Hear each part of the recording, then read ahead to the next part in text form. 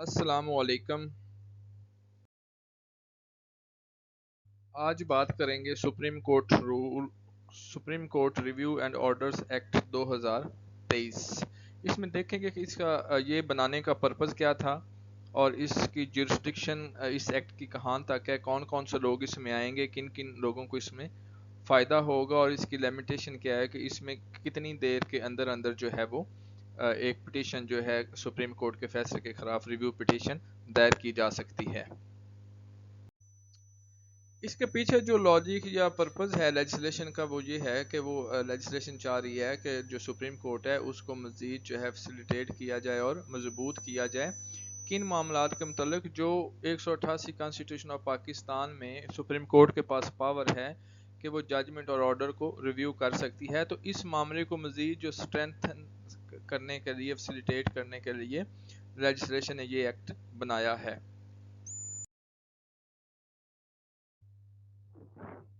Second, इस जो act है इसमें लेजिस्लेशन की ये भी इंटेंशन है, लेजिस्लेशन समझती है कि सुप्रीम कोर्ट को मजबूत करने के लिए और फैसिलिटेट करने के लिए ज़रूरी है कि उसकी जो जुरिस्डिक्शन है उसको मज़ीद इनलार्ज किया जाए, उसका जो दायरा कार है उसको बढ़ाया जाए।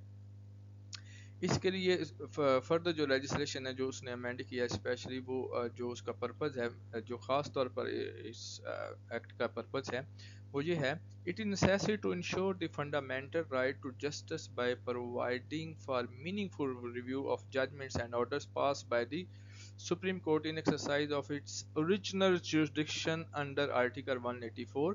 तो खास करके ये जो पर्पस है ये सबसे अहम है कि अगर कोई भी सुप्रीम कोर्ट कोई भी ऑर्डर करती है अपनी ओरिजिनल जुरिस्डिक्शन में, तो उसका जो है वो उसको रिव्यू होना चाहिए उस ऑर्डर को। उस ऑर्डर जो है जिस बंदे के खिलाफ हुआ है, किसी इदारे के खिलाफ हुआ है, तो उसके पास एक जो है वो रेमडी होनी चाहिए। तो ये जो है एक्ट, ये जो है इस रेमडी देने के लिए ये जो है इसको अमेंड, जो सुप्रीम कोर्ट के रूल हैं उसको अमेंड किया गया है और उसके लिए ये एक्ट लेके आए हैं। इस एक्ट का जो सेक्शन 2 है वो है enlargement of jurisdiction of Supreme court. तो इसको देखते हैं कि उन्होंने इसका स्कोप कहाँ तक बढ़ाया है। In case of judgments and orders of Supreme Court in exercise of its original jurisdiction under article 184 of the constitution. तो ये असल बात जो है ये आगे है, this scope of review on both facts and law shall be the same as an appeal under article 85 of the constitution of Pakistan. दूसरी बात उसमें यह है कि बेंच कौन सा सुनेगा, तो वो भी उन्होंने बात क्लियर कर दी कि review petition shall be heard by a bench larger than bench which pass the original judgments और ऑर्डर। तो इसमें ये भी उन्होंने डिसाइड कर दिया कि अगर जो पहले जो बेंच है उससे जो बड़ा बेंच है उससे ज़्यादा जजेस जो हैं वो ये जो है सुनेंगे उस रिव्यू पिटीशन को।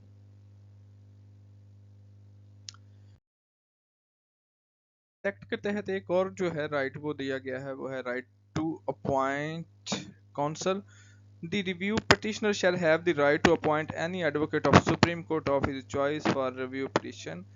जो petitioner होगा वो अपनी मर्जी का जो है वो कोई भी सुप्रीम कोर्ट का जो वकील है वो अपने लिए चूज कर सकता है।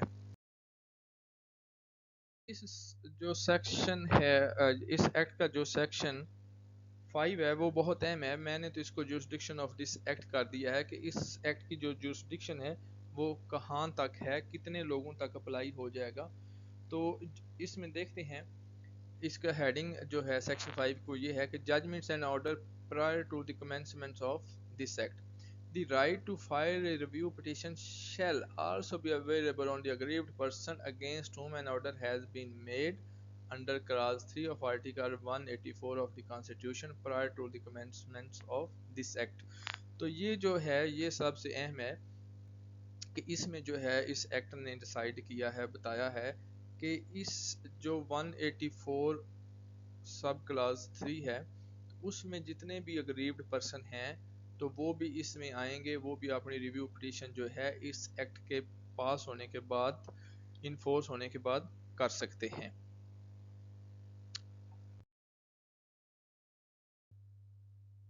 उसके बाद लिमिटेशन है कि कौन कौन से जो है कितने टाइम में ये जो लोग हैं वो कर सकते हैं। تو اس میں ایک تو یہ ہے کہ جو پٹیشن ہے وہ ود ان 60 ڈیز جو ہے اس جو اگریوڈ ہیں جو پیچھے بھی ہیں جتنے پیچھے ہیں جو ہو چکے ہیں اگریو وہ اپنے اس ایکٹ کے پاس ہونے کے 60 دن کے اندر اندر ایک ریویو پٹیشن جو ہے وہ سپریم کورٹ میں دائر کر سکتے ہیں. اس کے علاوہ جو ان فیوچر آئیں گے جو فیوچر میں اگر کوئی اگریوڈ ہوتا ہے تو وہ بھی جو ہے 60 دن کے اندر اندر جو ہے وہ ایک ریویو پٹیشن جو ہے وہ اس میں سپریم کورٹ میں دائر کر سکتا ہے. اس کے بعد اس کا ایفیکٹ ہے کہ اس کا ایفیکٹ کیا ہے. تو یہ جو ہے act to override other laws. تو یہ پریویژن میں پڑھ دیتا ہوں. The provision of this act shall have effect notwithstanding anything mentioned in any other law, rules or regulation for the time being in force or judgment of any court including the Supreme Court and a High Court. تو اس کا مطلب یہ ہے کہ یہ جو act ہے یہ اپنا جتنے بھی دوسرے کوئی لا ہیں ان پہ یہ اس کا اوور رائڈ ایکٹ ہے. یہ جہاں پہ بھی اگر کنٹراڈکشن آئے گی تو یہ جو ایکٹ ہے یہ پریویل کرے گا. تو یہ جو تھی تھوڑی سی جو سپریم کورٹ کے حوالے سے گورنمنٹ نے لیجسلیشن امینڈمنٹ کی ہے.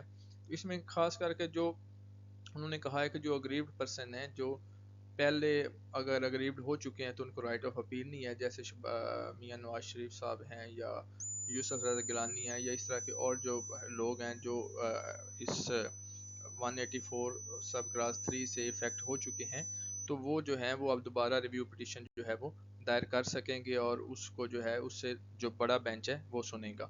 تو یہی جو ہے ایکٹ کا لبل باب ہے. السلام علیکم.